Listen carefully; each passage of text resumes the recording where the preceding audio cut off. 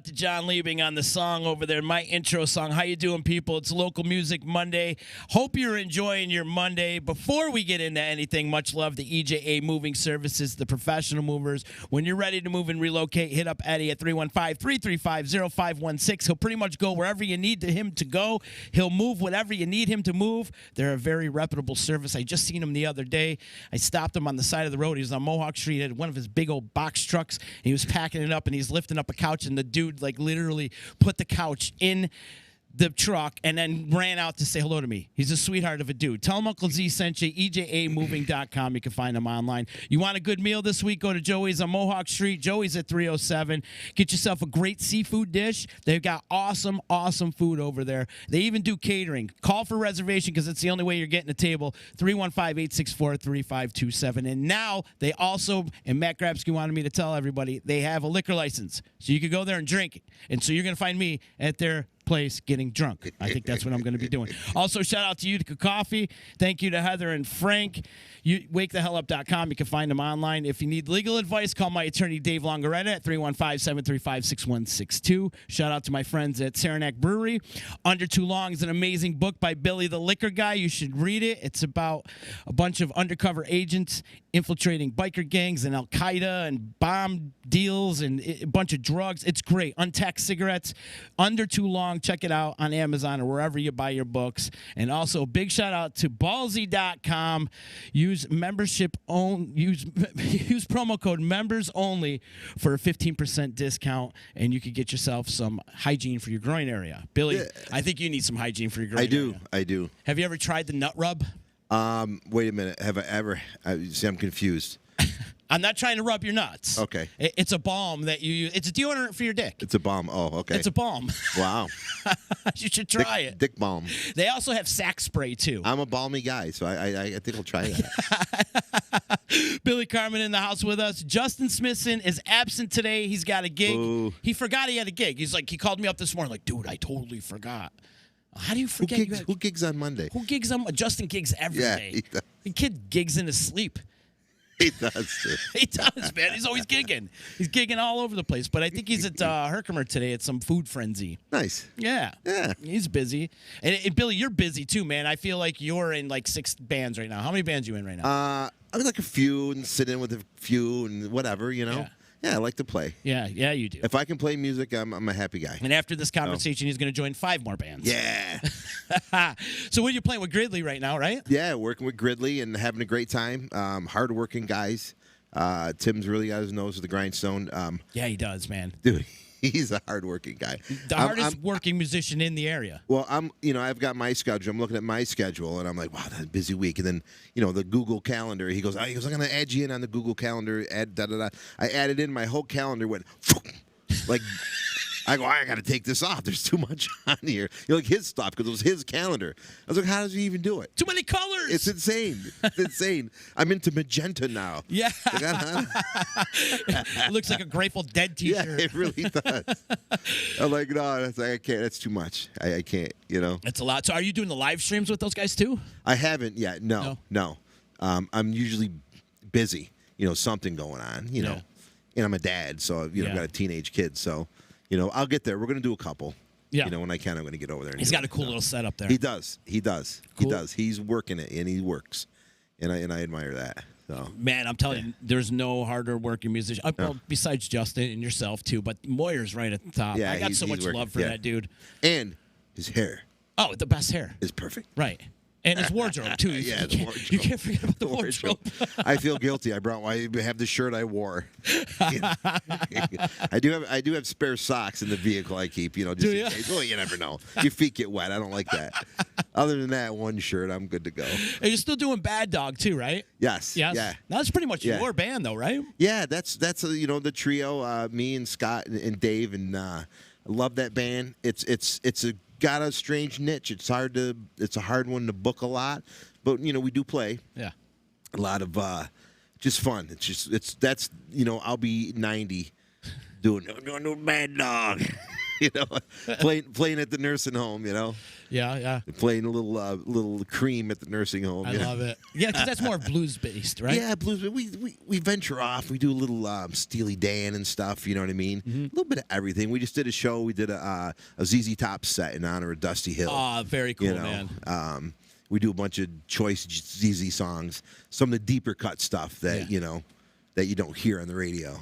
And the ZZ fans like it. So awesome. Great band. It's a great. They've been judged by like Sharp Dressed Man and everything, which was great. They did what they did, and it kept them relevant. I mean, bought them nice houses and stuff. For sure. But great band. Yep. 3-piece. I mean, just amazing. Sad loss. They're keeping it going though, right? Yeah. They've got the guitar tech jumped right in. I mean, he had Elwood. Elwood. Yeah. But he doesn't sing. So Dusty did all the the higher stuff. You know what I mean? The Tush and. What's that? They went back and forth a lot, and he's got a great voice. A lot of people who aren't really, who like ZZ Top and aren't really deep on him, don't realize that he's saying a lot of the stuff. Yeah. He just got paid too. I don't know if he did. I'll be honest with you, I don't know. Huh. Yeah. But Beer Drinkers, Hellraisers, he's like the higher voice. You know what I mean? Yeah. Great song. They go back and forth. Great song. So a huge loss though for the music really community. Is. Well, also, who else are you playing with? Simple Props too, right? Simple Props still rolling. Very busy summer. I think Mike Sales is the most underrated singer in all of the 315. Yeah. Right? Yeah, he really is. He's a great singer. He's a world-class singer. He is. He really, really is. There's nothing we've thrown at him that he doesn't nail. Mm-hmm. You know what I mean? Every once in a while, we started doing Jane by Starship, and that's like stupid. Wow. High, and he just nails. He just does it. Once in a while, he'll just look at me and goes, oh, because we do some Boston and stuff, and he'll just look at me, please, not that one. Let's do another one first. Like, okay, we'll do Zeppelin first. Well, I don't know what he is. Like that's any different. Or a Journey song. he's like a Journey is a rest for him. You know what I mean? Yeah. And he's got a great voice. You guys still doing that Queen medley? We are. We changed it up a little bit, but yeah. Then we added the keyboard player a while back, and which really kicked up our game as far as we do some Kansas and stuff, and the Boston. It sounds great, and a lot of 4-part harmonies now instead of just 3.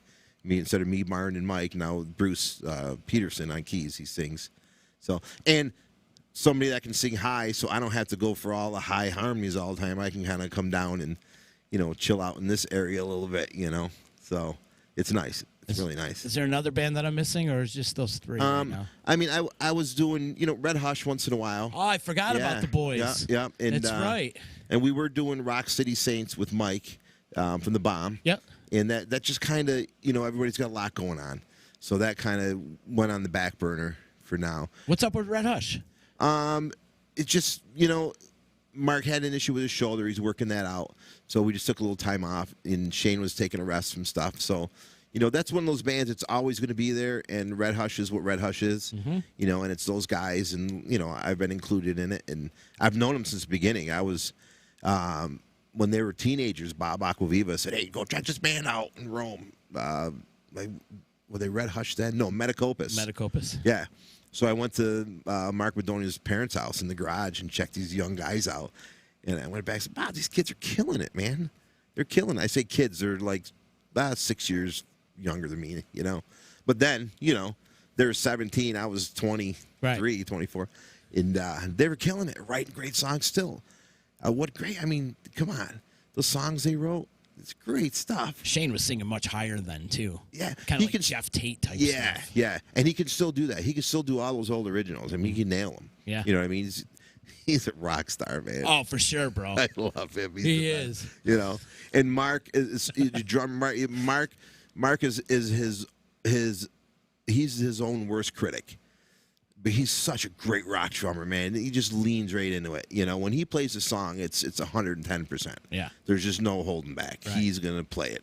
So, and that's why one of the reasons why we took a rest too, because it's like if I can't play the way I want to play, because his shoulder, he's got an issue with his shoulder, and he's working it out. It's coming out good, but if he can't do, give it everything he's got, he just doesn't. He won't do it. Too many years in the body shop, huh? Yeah. He just doesn't want to do it. If he's not.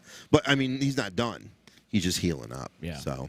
And then Ray Abel's the quiet assassin. Ray's the quiet assassin. Right? What a guitar tone that guy has, you know? Yeah, he's just right there. He gets no love. Yeah. Oh, we love Ray. T-Bone. T-Bone in the house. Yeah. Yeah, Ray's great. He's great. Yeah. Yeah, and then he was like, because he was with, I had a band called 24/7, and Ray came on board with us for a while. Mm-hmm. And him and Mick Brooks played off each other, and they played in Red Hush together also. And we did some Satriani, and Ray was like, blew me away. Mm-hmm. You know, I've heard him play for years, but he's like, yeah, I got that. That's the way Ray is. Hey, Ray, yeah, I can do that. Yeah. Then he just wailed. He's so humble. Yeah, he's really humble.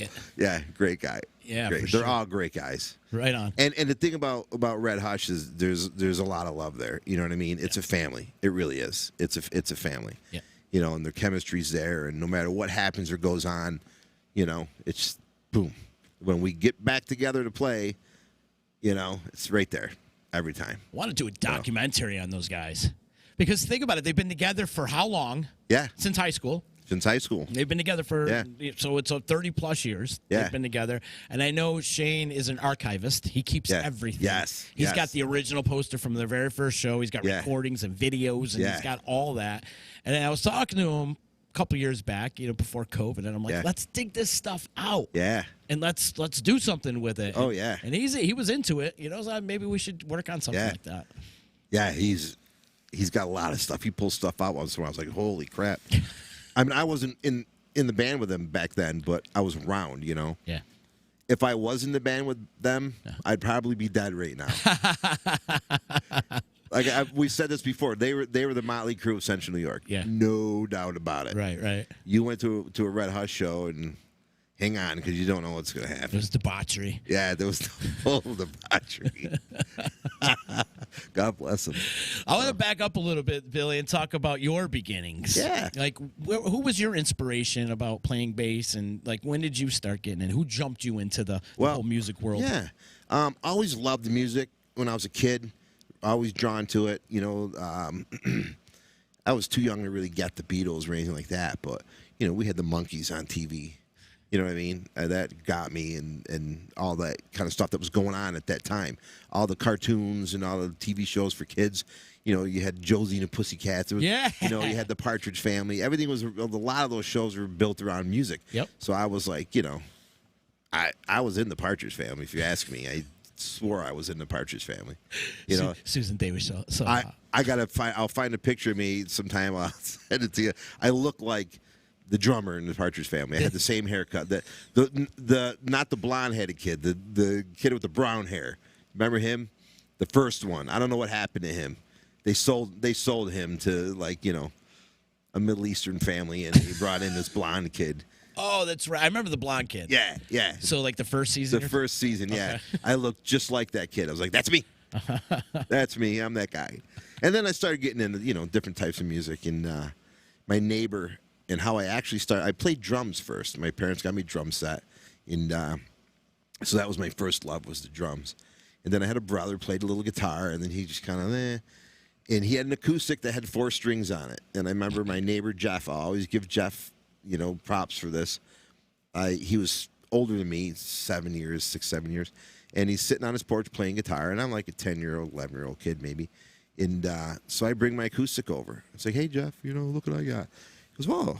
He goes, you've got a bass. That's a bass. It's got 4 strings. It's like, really? So he started showing me how to play the root note, and started showing me what he's playing, how to follow him on bar chords. And that's how my, you know, this whole thing got started, with the bass. And then I started playing it, and I was like, because I play guitar too. I love to play guitar.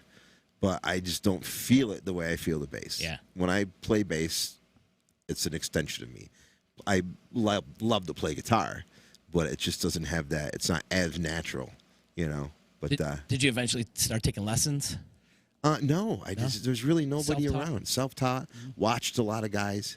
You know, Joel Ciati always goes, I saw you come on at Carman. I goes, yeah. I said, yeah, but I wasn't there taking lessons. You know, I might have been there for something. I don't remember. But, yeah, I never really took lessons. There was really nobody around. But when I was in junior high, or high school, I had a band called Edge.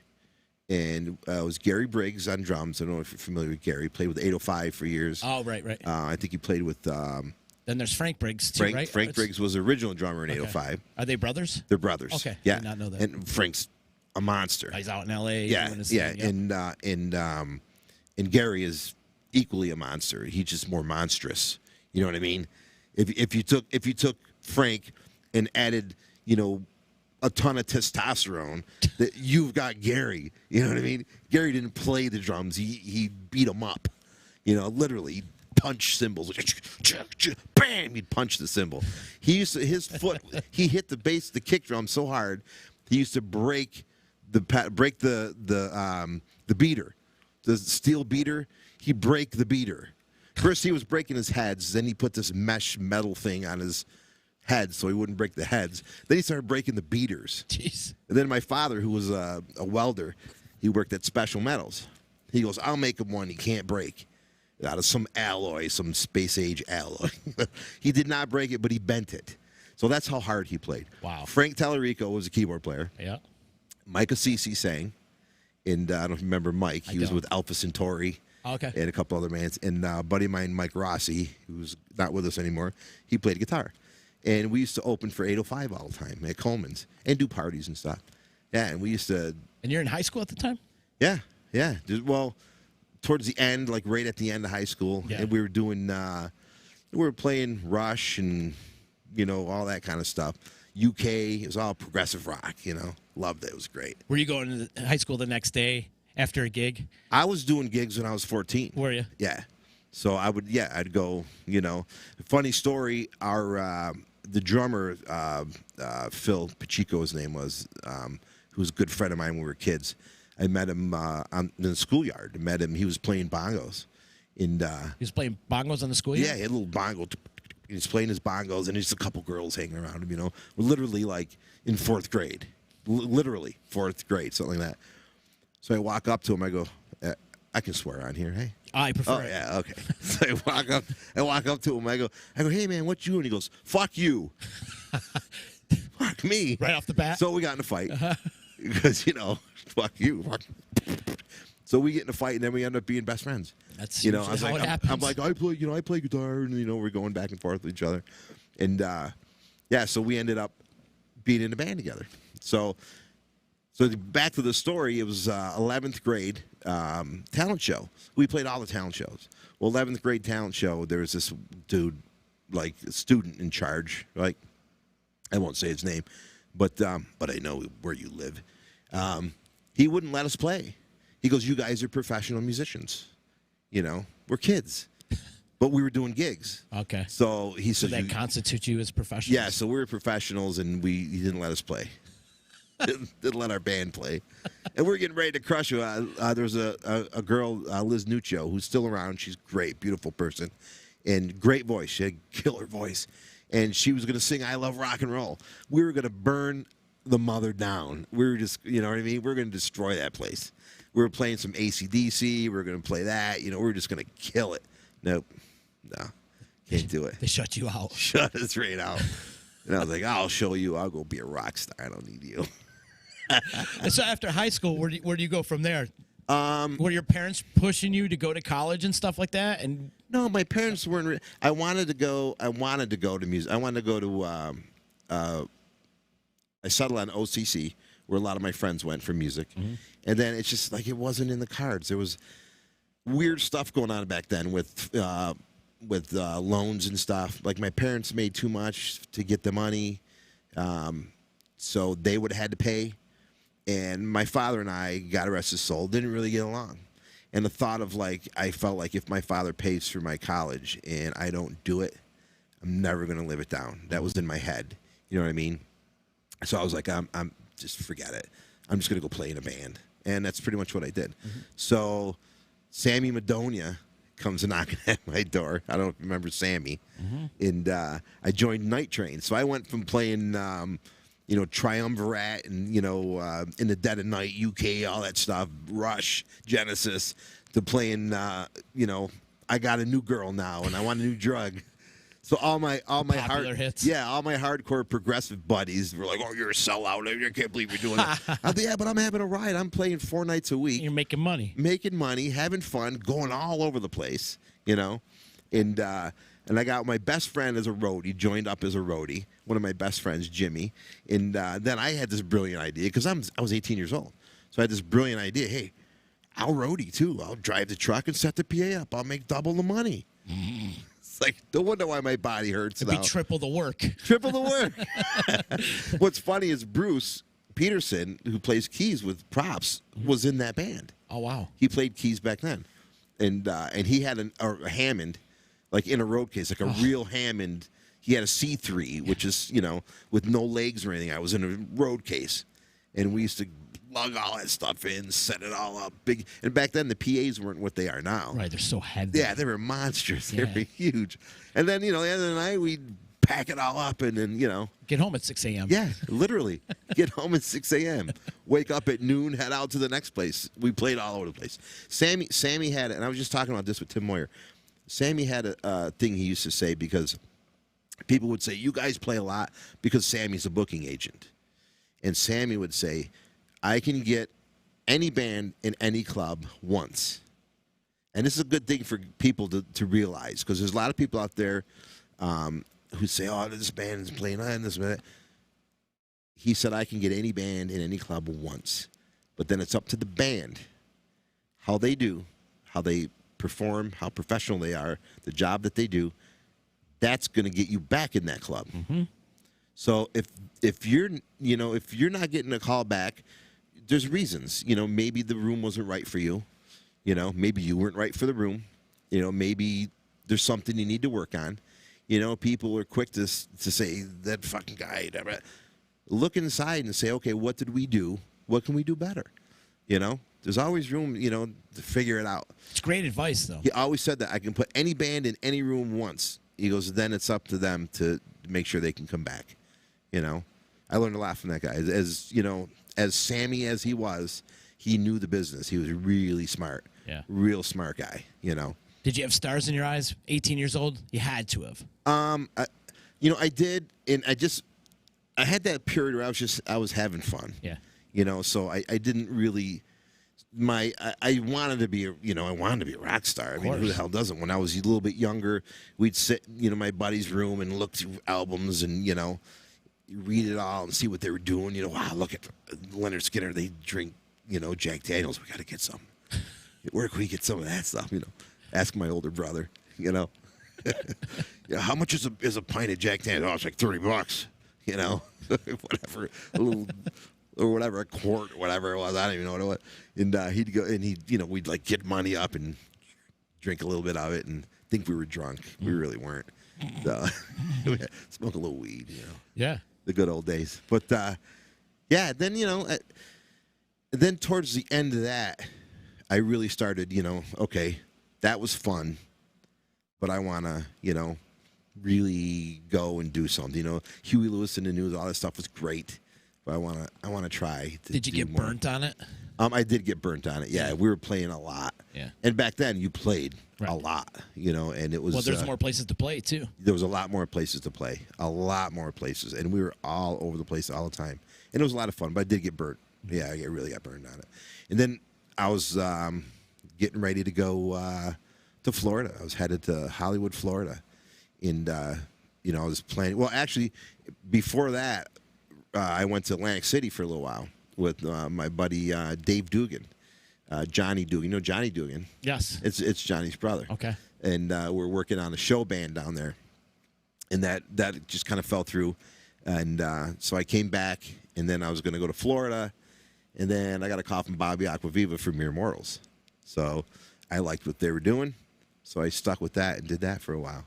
Mere Mortals, were they writing music too, or was it Yes. just straight original or straight cover? No, originals, all originals. It was all original. All originals. Okay, copy that. We did one cover. We did a remake of Benny Mardona's "Into the Night," and Dave Slipes saying that.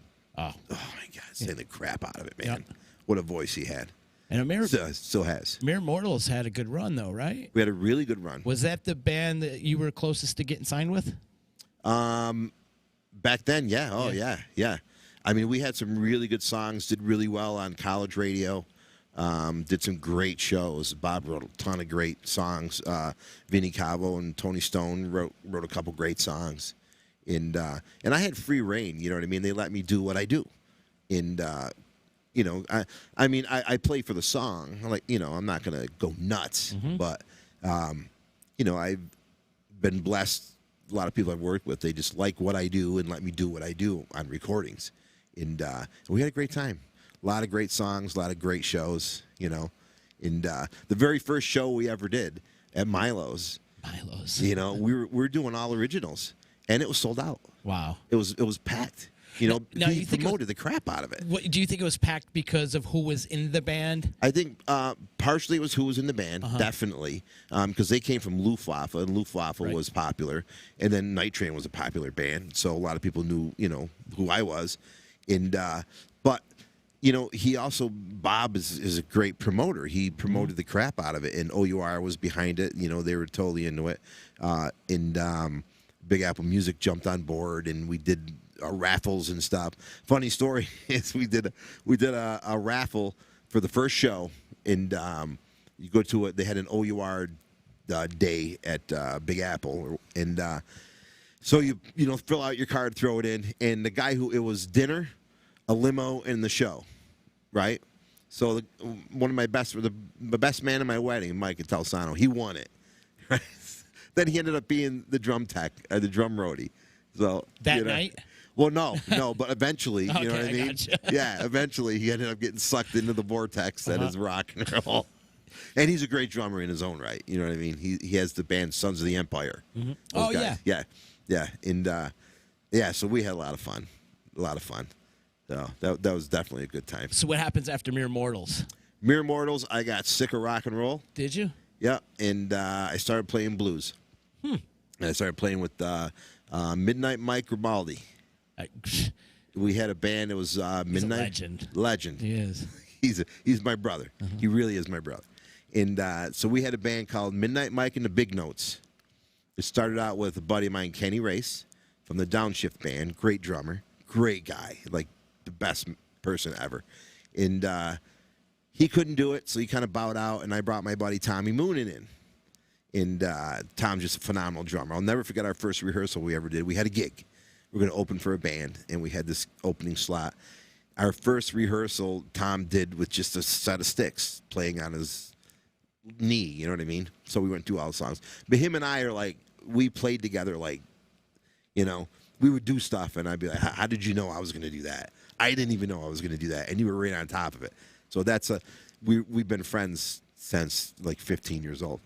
And so we did Midnight Mike and the Big Notes, and then Stevie, buddy of ours, Stevie, joined in on sax and keyboards, and we had a great run, man. It was a great band because we were doing like funk blues, you know. We weren't. It wasn't just 1-4-5. You know, it wasn't just shuffles and slow blues.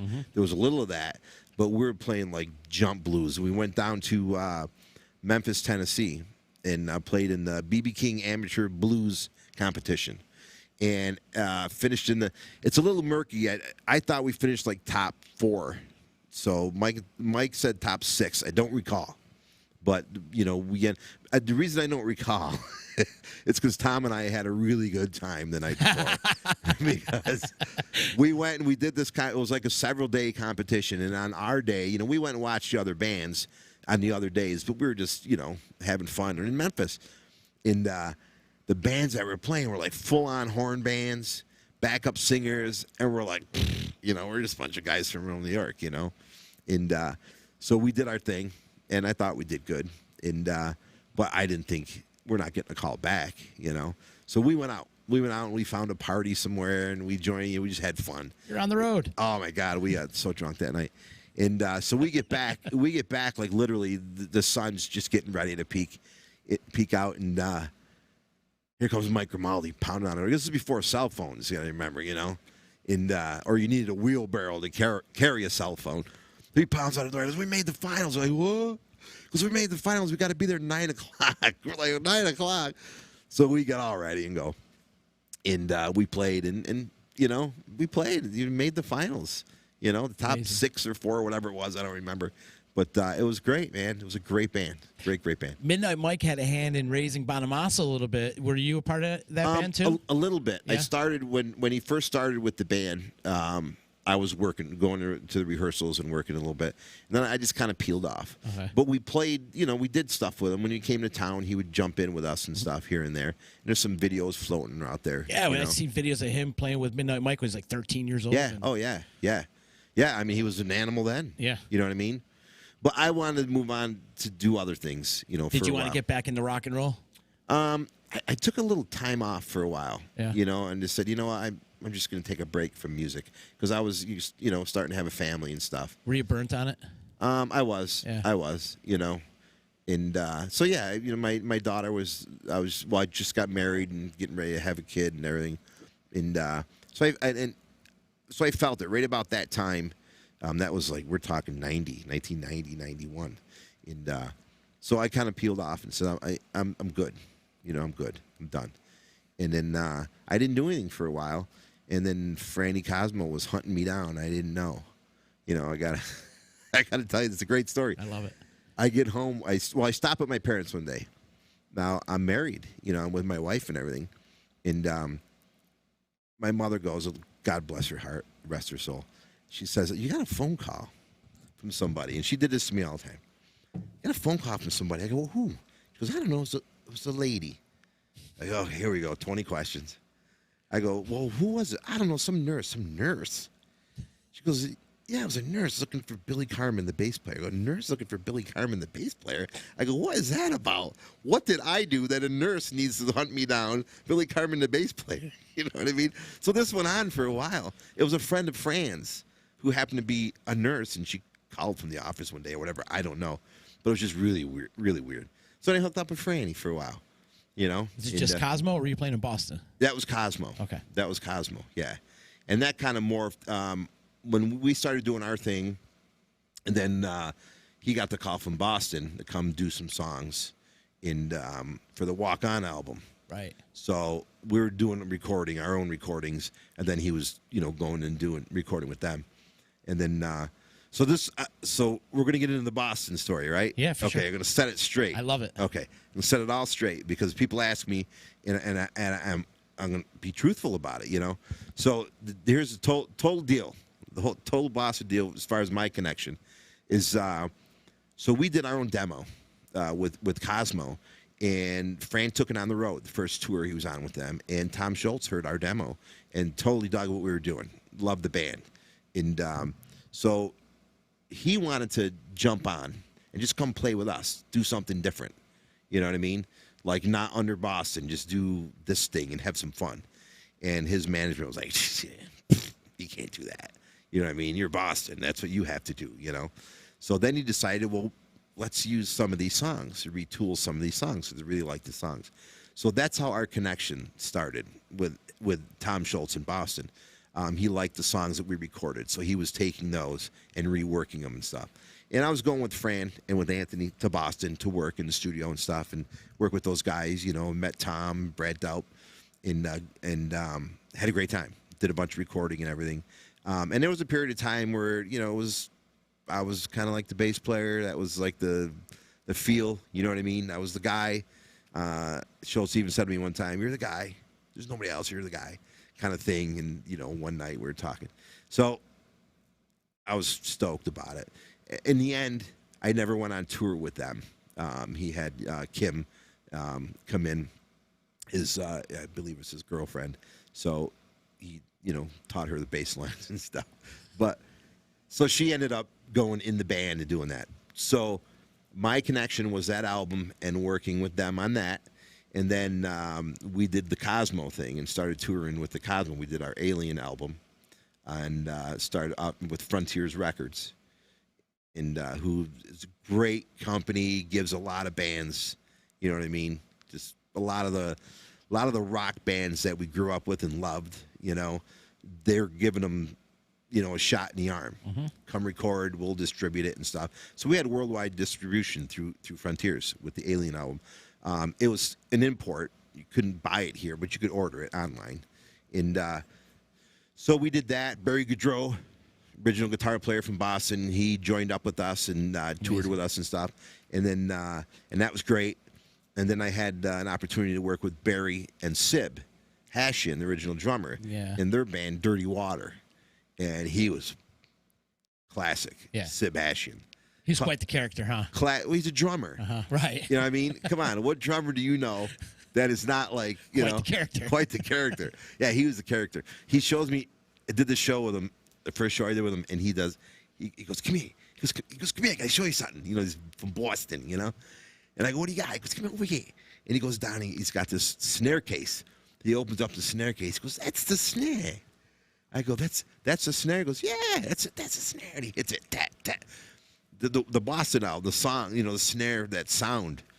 And it was wild because when Barry and Sibby played together, between the tone of Barry's guitar and, you know, the snare, it's like, it's Boston.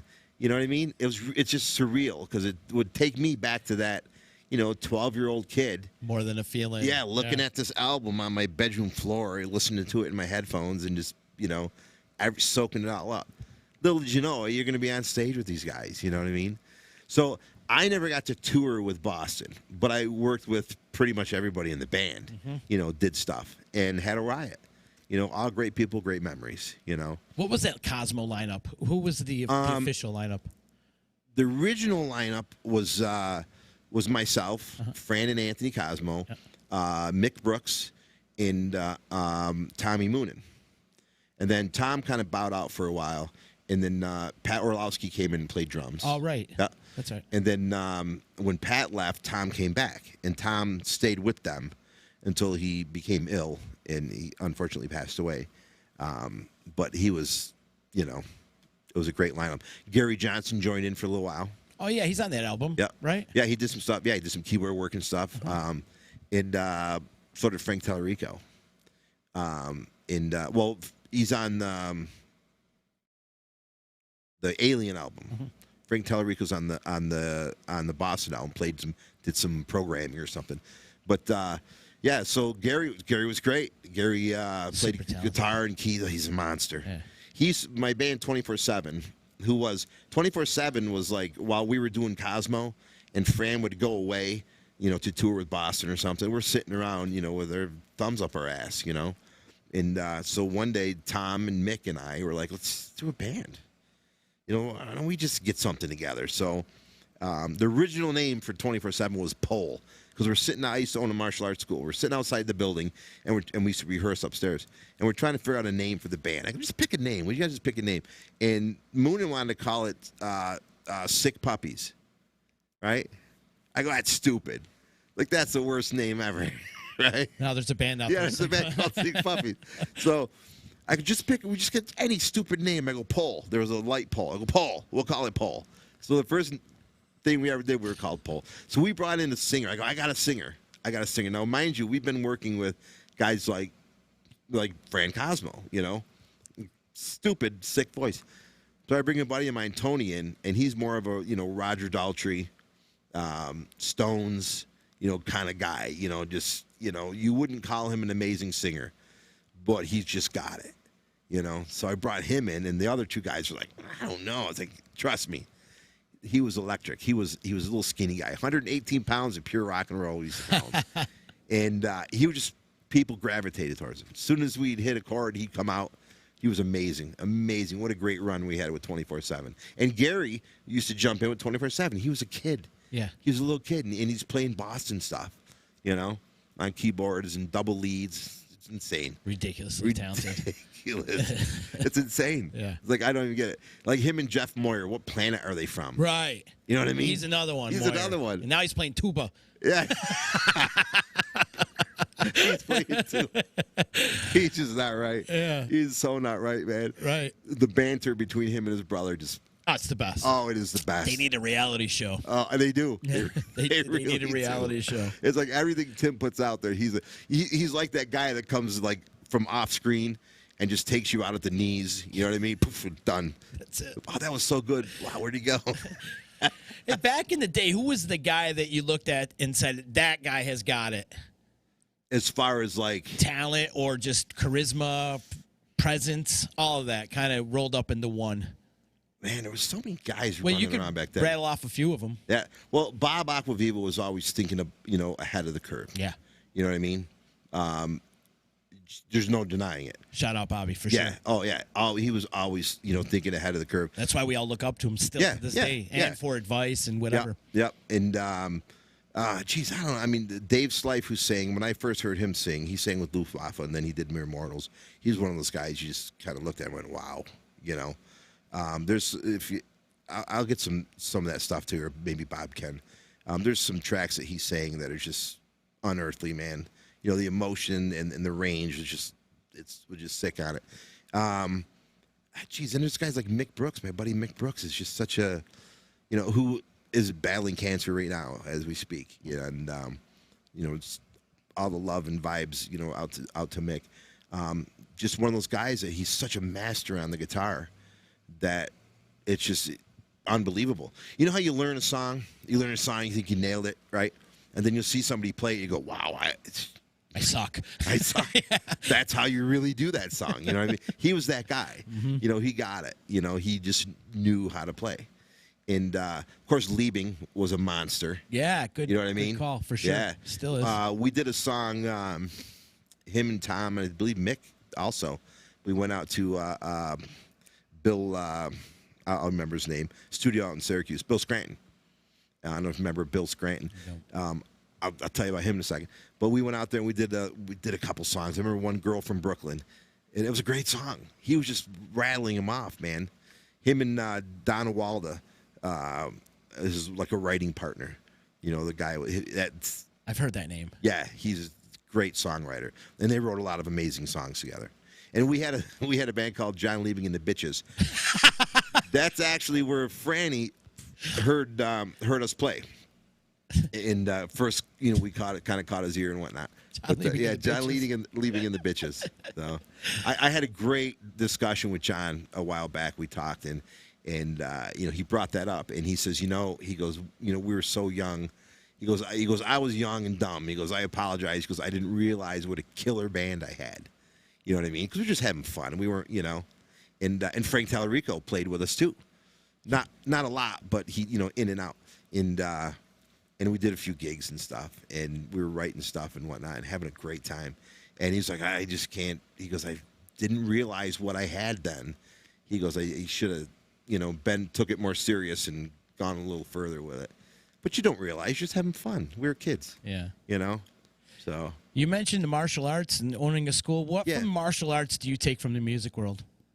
I can tell you exactly. When I was working with Master Fu Liang, his name was Fu Liang, and I was working on what in karate they call it a kata, right, a form, and but I did kung fu. In kung fu, call it a form or a kun, they called it.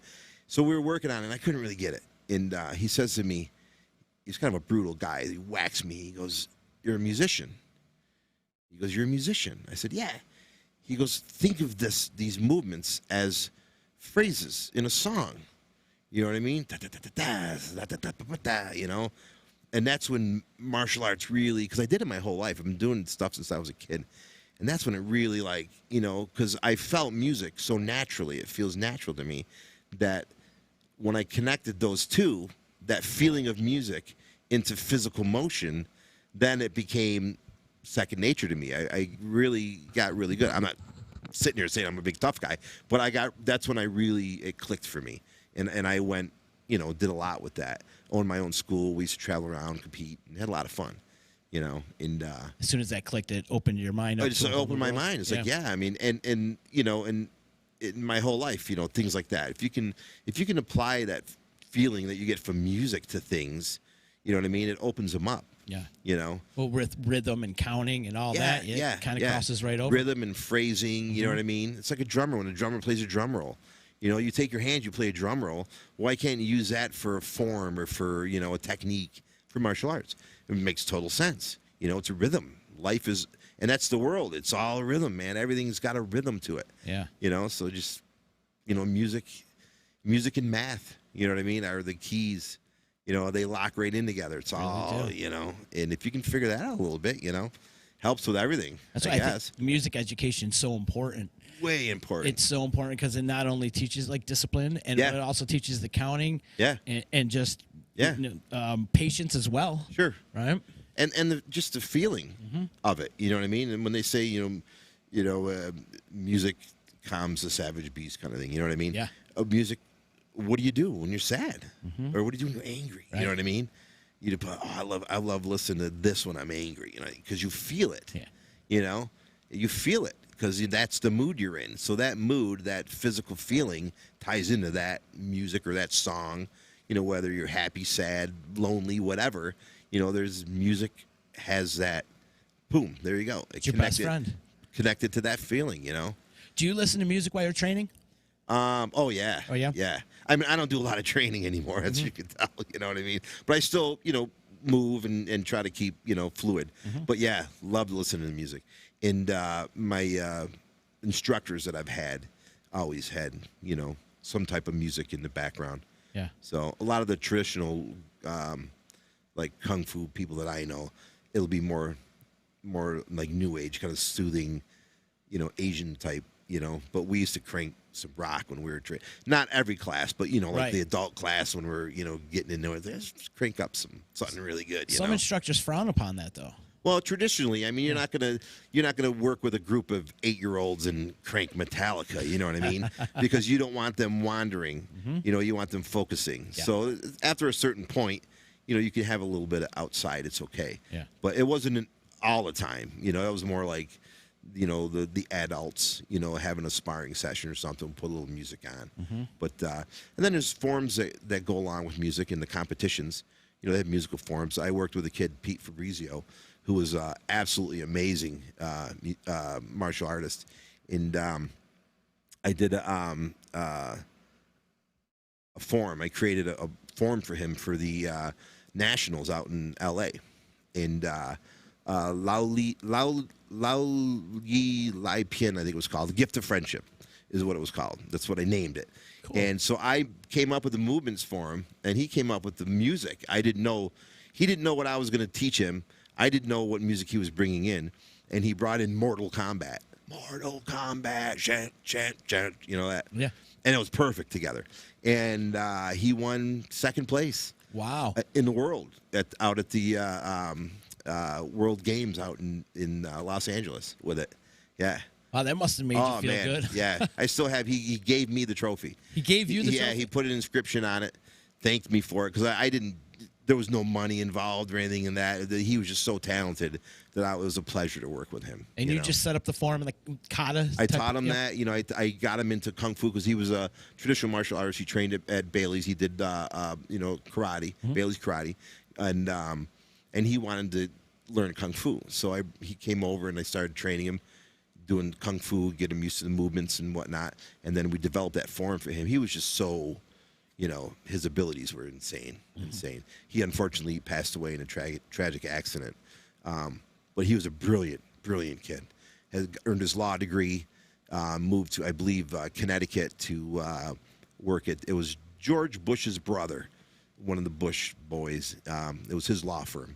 And he started working there, And wow. When it was an accident, it was an ice storm. It was an ice storm on the highway. He was headed back to where he was going from Christmas time. He was headed back.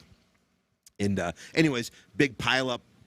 He was being helpful, the type of person he is, and he ended up getting struck by a car. Oh. Yeah, it's very, very sad. Great kid. So amazing. Oh, so amazing. Yeah. Great family, too. So I had him and his brother Gregory was one of my students. He's another great kid. Yeah. Great kid. Unbelievable. I run into him in the weirdest place I don't expect to see him. He loves old movies and just weird shit. Just great kid. So yeah, martial arts and music for me, it all just piles on. Hand in hand. Do you give bass lessons as well? Have you in the past? A couple times. Yeah. I showed somebody something. I tried one time, but it was kind of weird. You know what I mean? So it's just not my deal. Yeah. If somebody says, "How do you do that?" I mean, I just don't feel like I'm capable of really.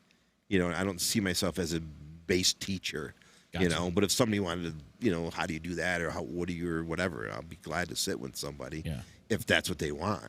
I just never saw myself that way. What do you tell somebody who's an inspiring bass player, just starting out? What kind of advice would you give them? I tell them, listen to Paul McCartney first, and then go from there. Good advice. Something I didn't realize until way later. Right. Way later, when I started understanding melody, started understanding how to play around the melody. You know what I mean? How to play along with the singer, not get in his way. How to complement what they're doing. Yeah. Same thing with guitar parts. You want to get in there. You want to come out when you can and go back underneath. You know what I mean? And Paul McCartney is the master of that. Master of it. Absolutely. Yeah, just unbelievable. See that thing? I was just going to ask you the same thing. my 3, God. 2, 1. Yeah, I watched it like 5 times already. Oh, unbelievable! And the funniest thing is, he said, he didn't want to play bass. Right. John and George said, we're not playing bass, so he got stuck playing bass, which is amazing because he's amazing, absolutely amazing. It's like watching. I like watching him get emotional too. Yeah. On some of those when he was talking about different things and explaining how all these songs came Yes. Oh, unbelievable. And they all came about so innocently. Yeah, right. And so naturally. Right. Like you said, we wrote memorable songs because we had to remember them. That's what remember that when he said that? It's like, wow, that makes sense. Yeah. He's like, they'd be in the back of the bus or something. They didn't have anything except for maybe some paper or whatever, you know. So they had to write memorable songs, so they remembered them. It's like, it makes sense to me. Like, how simple is that? Oh, you want to write memorable songs? Write songs you remember. It's like, wow, that's good. And they wrote songs out of experiences too. I mean, when they were talking about when John Lennon wrote "Dear Prudence," right. And they were over in India or wherever they were, and he was writing this because the girl, Mia Farrow's sister, wouldn't come out of the house or out of the hotel room, and he's just won't you come out and play? Come out and play, just simple stuff like that. Penny Lane, all Lane, that. Just amazing, and to hear the stories and just how simple and they weren't overthinking it really. Yeah. Maybe later they did a little bit, when they had their rivalry with the Beach Boys a little bit, maybe then they did. Yeah. Really started, honing it in, for the Sgt. Pepper's album. Right. When they were listening to Pet Sounds. Pet Sounds, yeah. So, which I got to say, by the way, my opinion, I know I'll get shit for this, but in my opinion, production-wise, Pet Sounds is still is amazing. I mean, just the sound. You put the headphones on, listen to Pet Sounds. Oh, yeah. Put your headphones on, listen to Sgt. Pepper. I mean, they're both masterpieces and both absolutely amazing. But the quality, you know what I mean? The production quality that the Beach Boys got is just unbelievable. Yeah. Then. Right. Talking about 1968. Yeah, just 67. It was stupid. It was insane. Right. Insane. I like what Paul was saying too. Is they were like scientists in the laboratory. Yeah. And just like, so let's try this and let's try this and breaking protocol. Right. You can't do that. Why not? Yeah. Let's try it. Let's turn the treble all the way up. Yeah. See how and that was cool too. You never really noticed like what he was doing with the bass, turning the treble all the way up and picking some stuff out. And yeah. Oh, some of the bass sounds he had is like, who knew? Yeah. Just unbelievable. And then challenging themselves, to like, again, going back to Dear Prudence on how they would hit those harmonies up at the top and just screaming and hold it as long as they can. Right. Good stuff. Yeah, that was great. Yeah, it really is. If you haven't seen it, and anybody out there, if you haven't seen it, go to Hulu and go see McCartney 321. I think it's called. Yeah. And it's him and Rick Rubin. Yeah, just don't look at Rick Rubin's feet. That's. we worked with a friend. We worked with the Green. I can't remember it. Phil Green. His name's Phil Green. He's a producer. He's a madman. He's got a lot of hits under his belt and everything. He's like a madman, and he'd work in his studio. He's just like frantic. He's like running around, and he liked to record everything and mix it like on 10. It's like so loud. In the studio you have your near field. You have your small little speakers right there, and then you'll have the big ones. Well, he mixed to the big ones, and he freaking crank it. And he was always barefoot, and he stunk. His feet were ugly. It's like, who the hell is this freaking guy? He's so weird, man. He'd put like 80 mics on a drum kit. We got to put some in the hallway, Let's hang one up from the light over here, and it was like unbelievable. But he'd get great sounds.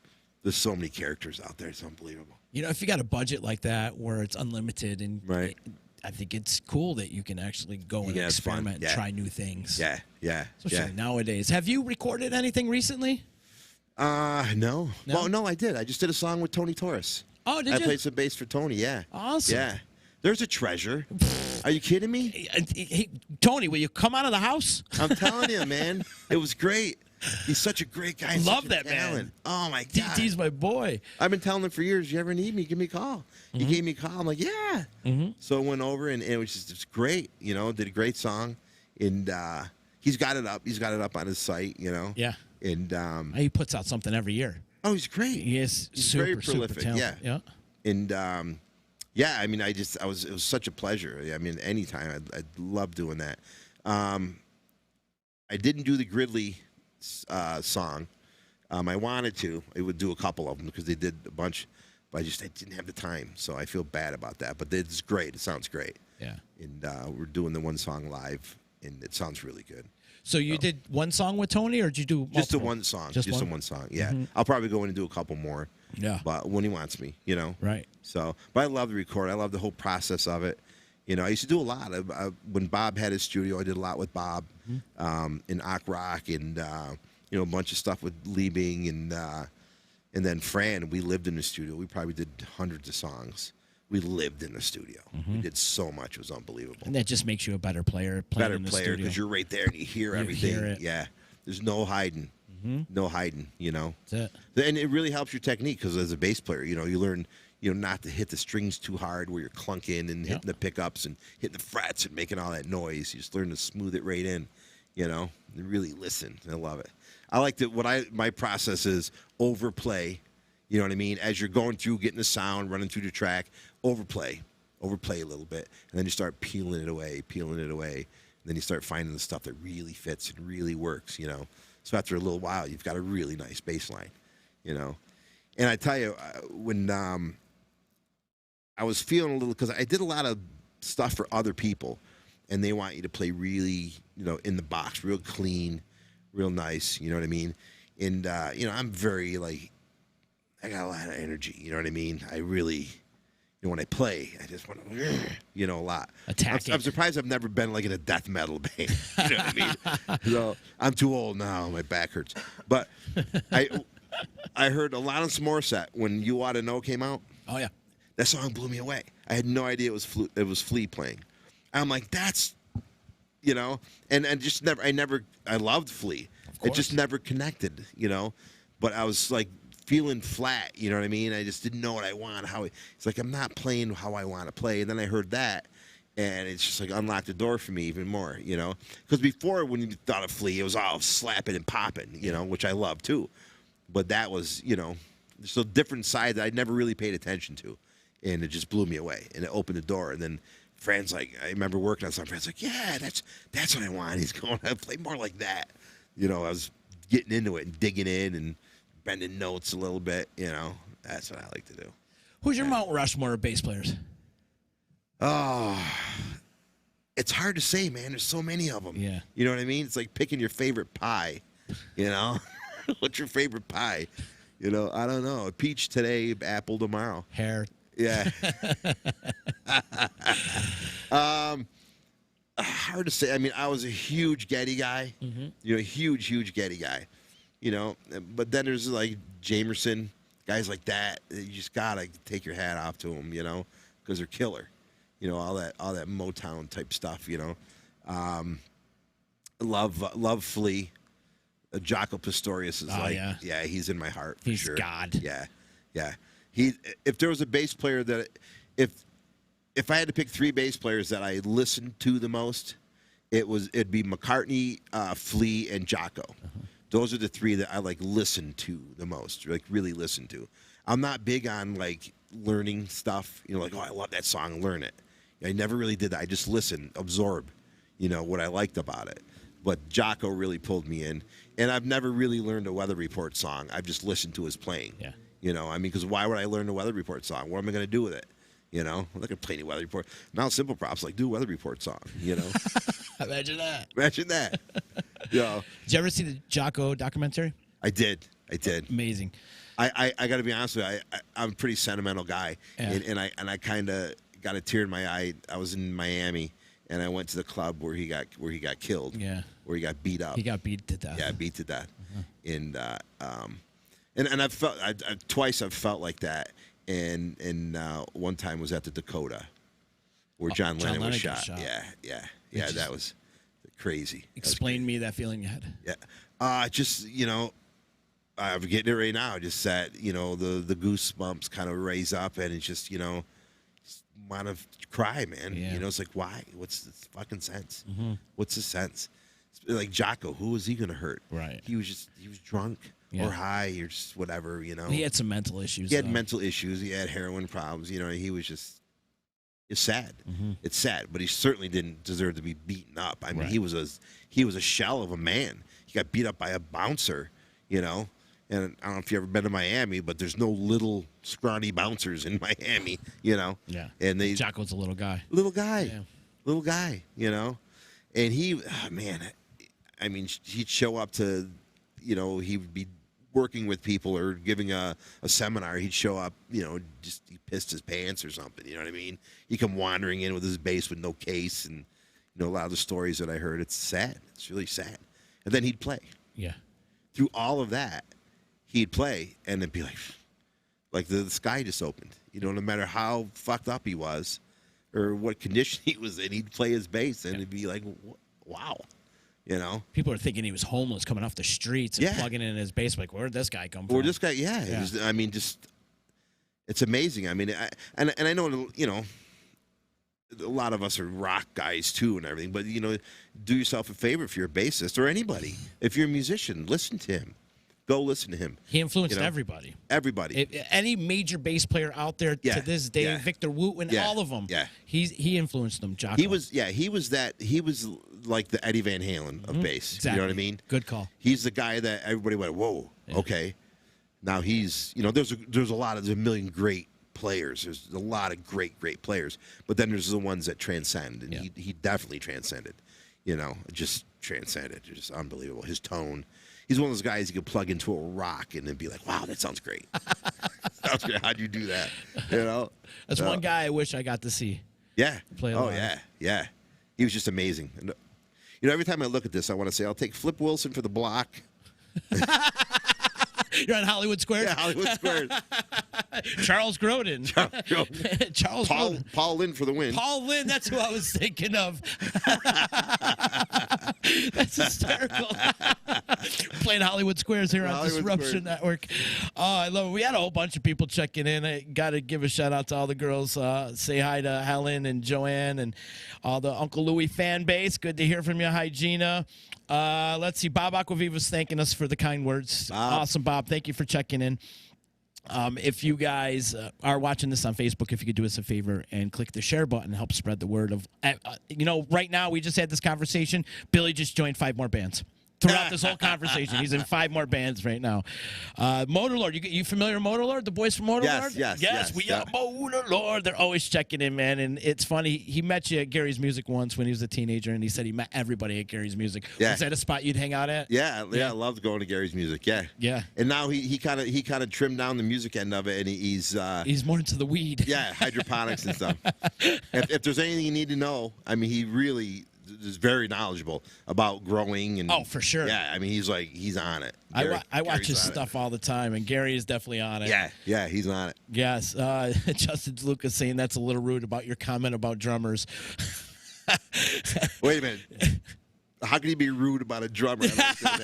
You know what I always call a drummer? Listen, let me tell you what about drummers. You got good drummer jokes for me? Drummers, not really. You got a bunch. But drummers are like bad girlfriends. Do you know what I mean? It's like a necessary evil for a bass player. It's like you love them and hate them all in one. Because most drummers are just, they're out there. They're all crazy. What do you call a drummer in between girlfriends? Homeless. Bada boom. How do you get a drummer off your porch? Pay for the pizza. This is Hollywood Squares. Oh my God. How do you know a drummer's knocking at your door? That one I don't know. The knock speeds up. Or slows down. Slows down. One or the other. That's great. Hey, quick thing about Bob with the whole Boston thing. He, because he worked on that album too, with the Cosmo stuff. On Aliens? On the Corporate America, Boston Corporate America. Oh, okay. And he was nominated for a Grammy. He was part of that because it was on an independent label. So, I mean, that's an accomplishment. You know what I mean? And Bob is saying Pet Sounds is unparalleled.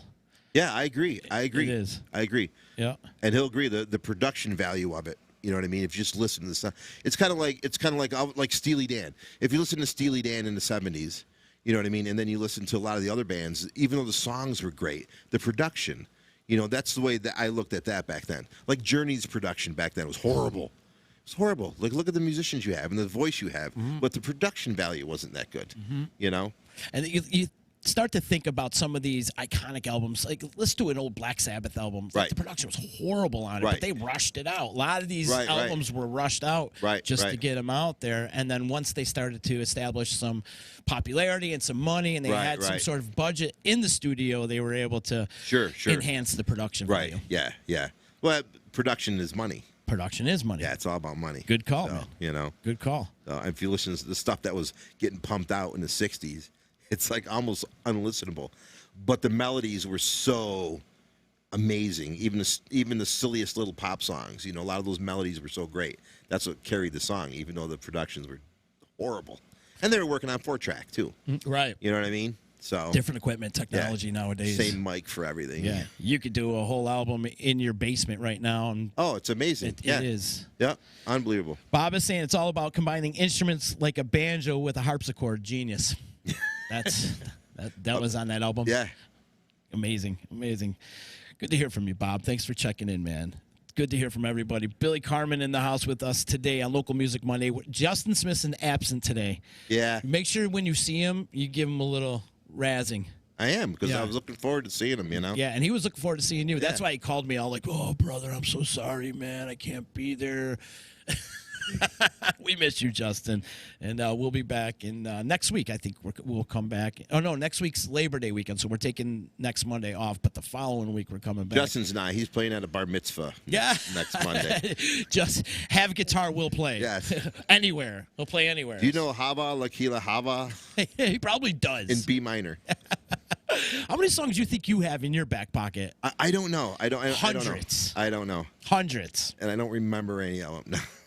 Yeah, I don't remember. Well, there's a pattern. You get used to, there's patterns. Yeah, muscle memory. Yeah. Muscle memory is a real thing. There's I'll be honest with you, some of the easiest songs are the ones that just get me. Yeah. Simple, repetitive, just gets me, drives me nuts. Yeah. So that's why there's a certain side of the stage I like to be on. I tell the guitar players, just turn, pretend you're rocking, and I'm just going to watch your hand. Don't even look at me, just play. Is there a song out there that it's on the set list and you're like, oh, God damn, I got to play that song again? Every Journey song ever? Yeah. Yeah, there's a few. If I ever played Monet again, you know what I mean? But every once in a while, you throw it out there because they're dancing. Let them dance. Because at the end of the day, it's for them. Exactly. You know what I mean? Exactly. And I'm just flattered that, they want to come listen. Yeah. So if you want to hear that, we'll play that. Yeah. What I like about you, I mean, if I never played it again, I wouldn't care. But every once in a while, if the mood's right and they're having fun and they're dancing, they're going to dance, they're going to sing, silly old song, throw that out there. Jesse's Girl. Roadhouse Blues. Roadhouse Blues. Shotgun Blues, right? Hilarious. Bill, you got any shows you want to plug? Where are you playing this week? Where am I this week? It's Labor Day weekend. I'm sure you're playing, right? Gridley's at One Jenny on Friday. And then full band? Full band. Oh, cool. And then private event Saturday.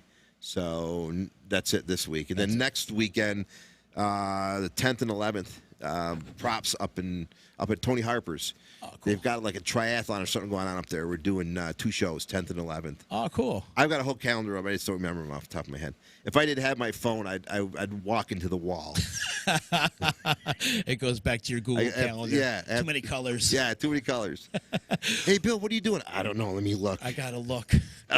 What's it like playing with Ollie, man? It's got to be great playing with him. And is it the first time you've played with him? First time I ever played with Ollie, yeah.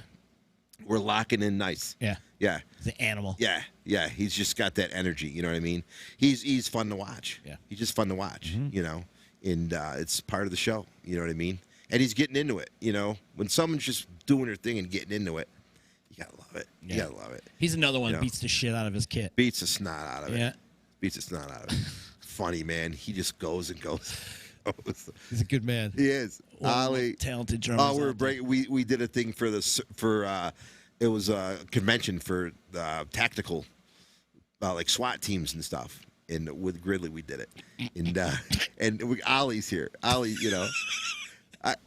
his ass was so tight. Because we're. Is there any dogs here? Yeah. I hope there's no dogs. I mean, I'm fine. I look like a cop. Yeah, right. You know what I mean? I'm bald. I'm stocky. You know what I mean? I could just blend in and get some free chicken. They wouldn't even know. But Ollie, he looks like a terrorist. He looks like a terrorist, and he smells like a skunk.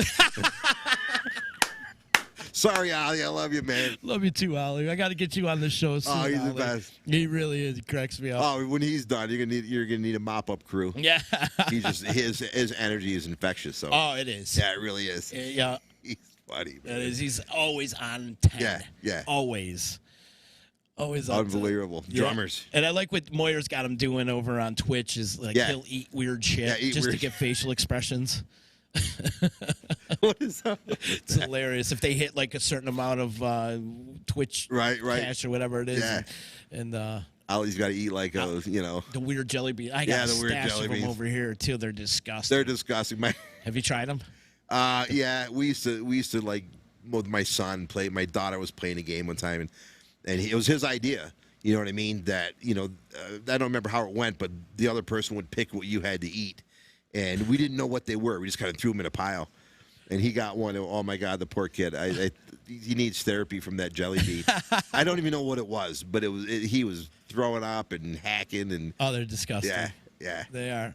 yeah. I've had a couple bad ones. We've got a bunch here that we do on Thursday nights with the Uncle Louie Variety Show, and there's puke and dirty dishwater and booger. And, It's like, who the hell comes up? And they got rich off it. oh, yeah.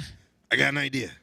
We're going to make jelly beans taste like shit, and people are going to love it. There is one called Dirty Diaper. Yeah.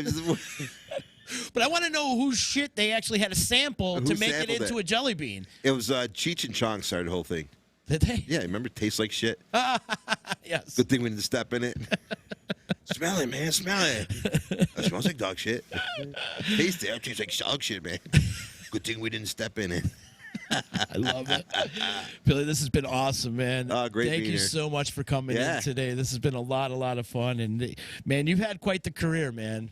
Still going, not dead yet. Yeah. I still got other stories. We'll come in again. Yes, please do. I've done a couple great auditions and stuff and had some fun. Well, give me one. Disturbed.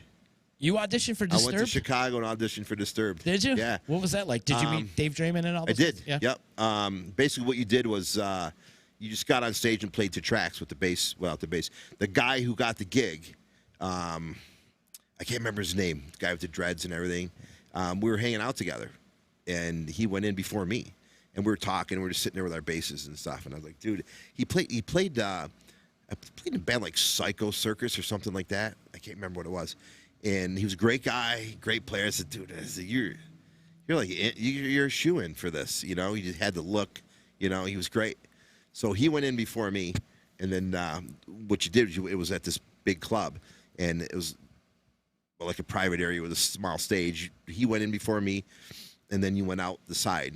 So I went in, talked to him for a second, played, and thanks a lot. They're really cool guys. I went out the side, and he's hanging out, and I go, how'd you do? He goes, they want me to hang out for a while. They want to talk to me again. I go, I said, I knew it, man. I told you. Yeah. Told you. So, yeah, he was a killer player. Would you try out for Steel Panther? I know. I'm they're trying out bass players. Yeah, right now. I could wear a wig. Yeah, they put you in costume. Yeah, put you in costume. Yeah, but you have to wear spandex. Yeah, well, that ain't happening. That ain't happening. I need 2 pairs of spandex sewn together with a girdle. It's going to be hard shoes to fill in Lexi's shoes there. That guy was just head and shoulders. Oh, an amazing musician. Not only just play bass and keys, and he wrote a lot of that material too. Yeah. They're a great band. Great band. I mean, put the comedy aside. Right. Hysterical. Oh, yeah. But music-wise, and what they do, and just unbelievable. Well, I mean, they did what they did to get where they got. Yeah. You know what I mean? Right. End of the day, I've always said to people, they go, oh, like you got a guy that writes, a big top 40, say, pop hit or whatever. That's not all that he is. You know what I mean? A guitar player or whatever. You know, they go home. You know, that top 40 hit just afforded that guy the opportunity to go home and play with his jazz band or to write the country song or whatever it is. Right. You know what I mean? You know, you can't throw people in little boxes. Exactly. You know what I mean? A lot of these guys are just amazing musicians. Yeah. You know, how many bands have you heard a song that kind of, you know, you like the song, it drew you in, and you go and you listen to the album, and you're like, holy, look at the band Jet. Remember the band Jet? Yeah. They had Are You Gonna Be My Girl? Have you listened to the whole album? Actually, no, I never heard. It's a great album. So people just figure that's what they are. You got to listen to the whole album. More Than Words, Extreme. Oh, great band. Yeah.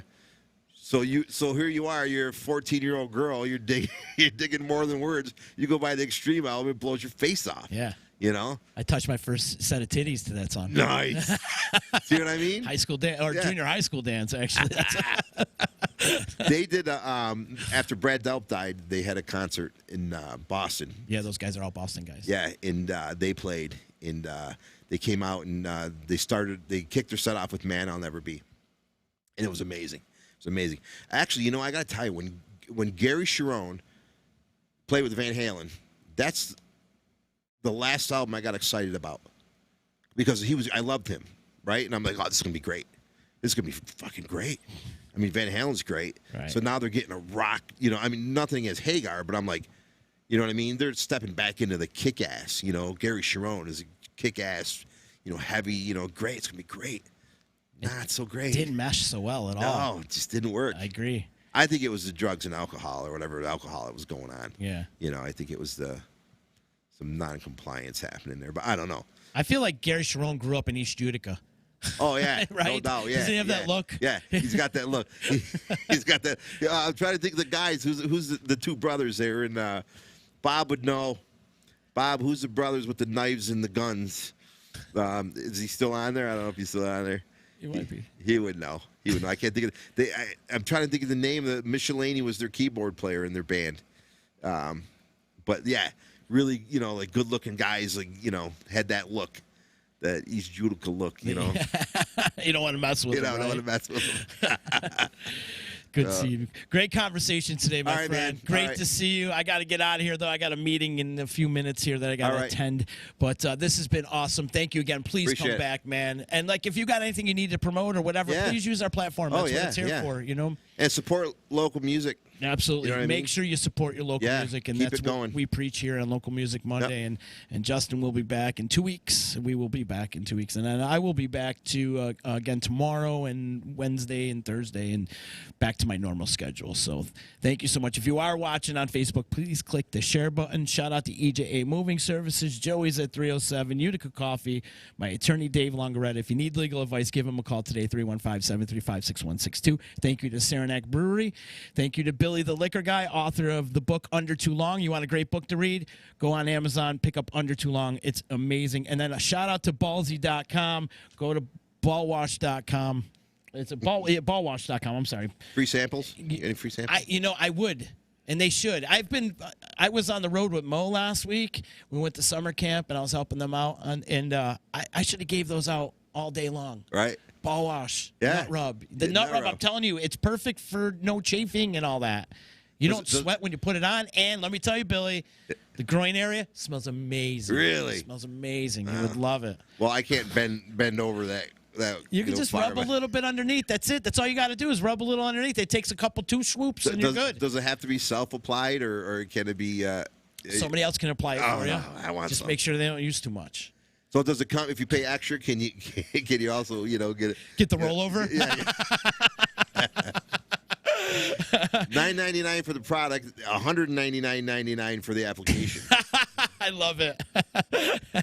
Right? You got to get the bonus in there, right? The VIG. The VIG. Make sure you guys check out Gridley Page when they're playing. Billy's a part of that. He's also part of Simple Props, Bad Dog. Billy's out there all the time. I'm sure if you're out there checking out a local band, chances are Billy's playing bass for him. So go out there and support it. Billy, much love to you, brother. Thank Thanks, you man. so much. Thanks for everything you do. I appreciate it. We'll see you tomorrow. Later.